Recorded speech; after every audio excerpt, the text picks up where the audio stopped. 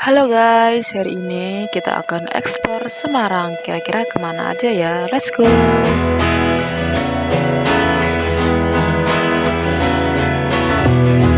Take me kitchen, take me flowing, take me queer and take me twisting for I to believe in me and you somehow trust in me.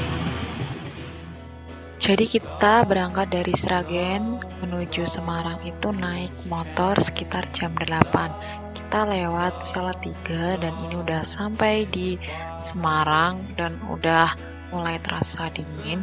Jadi tujuan pertama kita itu ke Candi Gedong Songo. Jalannya nanjak banget kayak gini. Dan ini view dari atas udah cakep banget dah.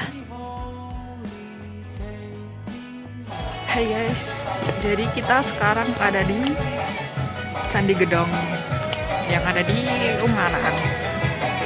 Tadi kita berangkat dari rumah jam 8 dan sekarang jam 10. Dingin guys. Tiket masuknya untuk weekday 10.000 guys. Candi Gedong Songo ini terletak di Bandungan, Kabupaten Semarang dan juga cukup luas ya. Jadi sebelum kalian masuk ke atas itu ada warung-warung kayak gini karena weekday pada tutup. Tapi kalau weekend pasti ramai dan buka semuanya. Dan ini jalan menuju ke atas. Jadi kalau kalian ingin ke candinya itu harus naik turun ke atas gitu.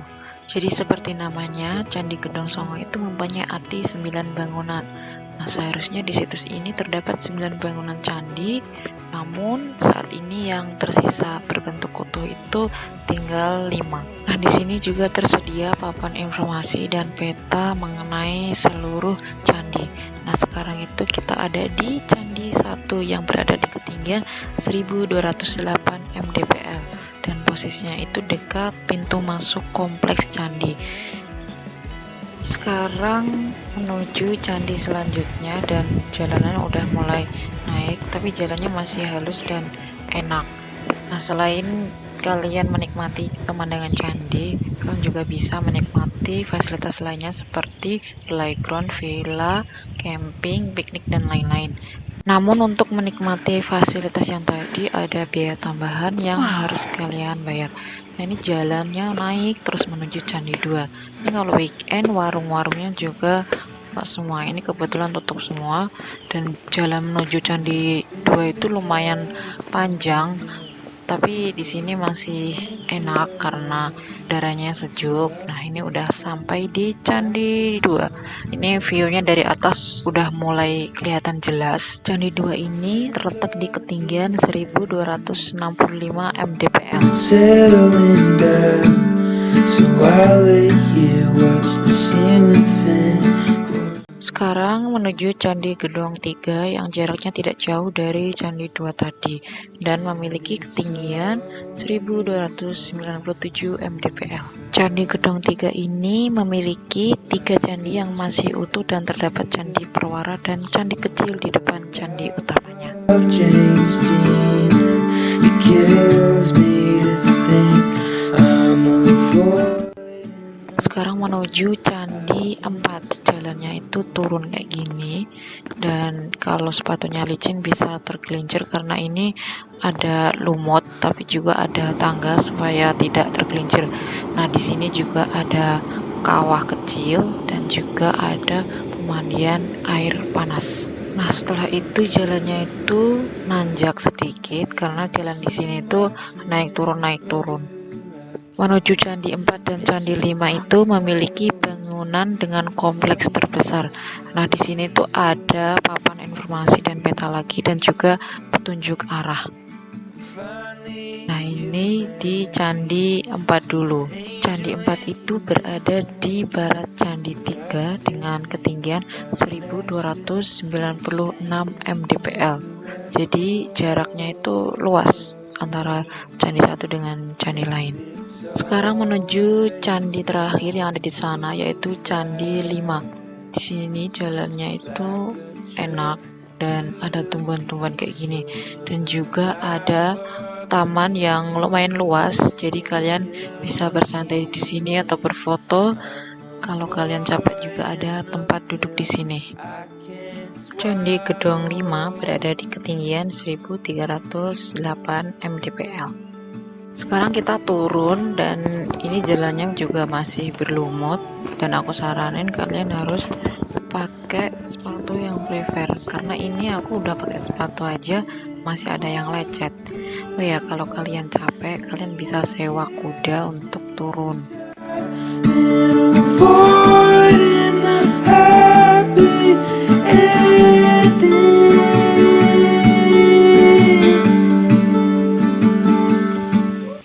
Oke, sekarang kita menuju ke kota Semarang yang berjarak sekitar 40 kilo dengan jarak tempuh 1,5 jaman.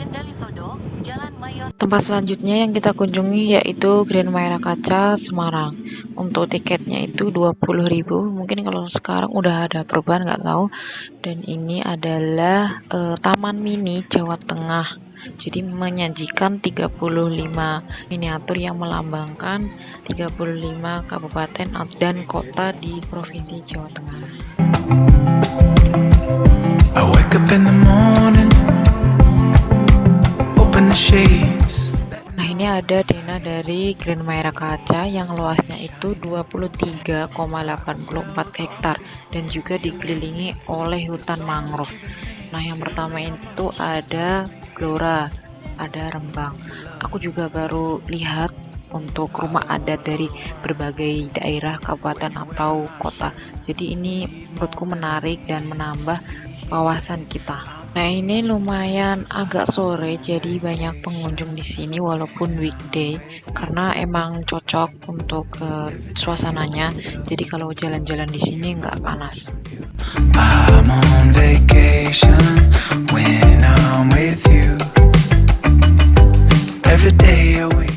Selain miniatur rumah adat Jawa Tengah, kalian juga bisa menikmati berbagai wahana seperti becak air, sepeda, skuter elektrik, outbound, dan lain-lain. Di sini juga tersedia kafe atau warung makan yang terdapat di pinggir hutan mangrove ini. Karena ini weekday, jadi nggak banyak warung atau tempat makan yang buka. To be here and I'm feeling like I'm on vacation when I'm with you. Every day I wake. Jadi setiap daerah memiliki anjungannya masing-masing, lengkap dengan rumah tradisional dan replika bangunan bersejarah. Setiap bangunan rumah adat menunjukkan kekhasannya masing-masing. Contohnya seperti ornamen, bentuk atap, ukiran, dan furnitur. Sekarang kita akan mencoba menaiki jembatan yang tadi aku bilang penghubung antara bangunan satu dengan yang lainnya. Kalau kalian masih bingung dengan denah Grand Maira Kaca, di sini juga terdapat market sehingga kalian tidak bingung lagi karena ini udah jelas banget. Oke, sekarang kita menuju ke Lumina dan ini masih di daerah kompleks Grand Maira Kaca. Jadi di sini itu menyediakan berbagai replika atau rumah yang berasal dari berbagai negara seperti Jepang, Yunani, Turki, Meksiko, dan Arab. Oke, ini masih kembali lagi ke miniatur rumah adat karena aku belum menemukan rumah adat daerahku, yaitu rumah adat Sragen. Nah, ini dia rumah adat daerah Sragen. Jadi ada ciri khasnya itu ada gajah tanduk kayak gini, ada fosilnya. Oke, karena udah sore dan kita harus melanjutkan ke destinasi selanjutnya. Kira-kira kemana lagi ya? Oke, jadi kita sekarang mau sholat di Masjid Baitur Rahman. Ini di tengah kota guys. Sebelum lanjut ke destinasi selanjutnya, kita mampir sholat dulu. Dan masjid ini terletak di tengah kota dan letaknya sangat strategis. Buat kalian yang belum sholat, jangan lupa sholat.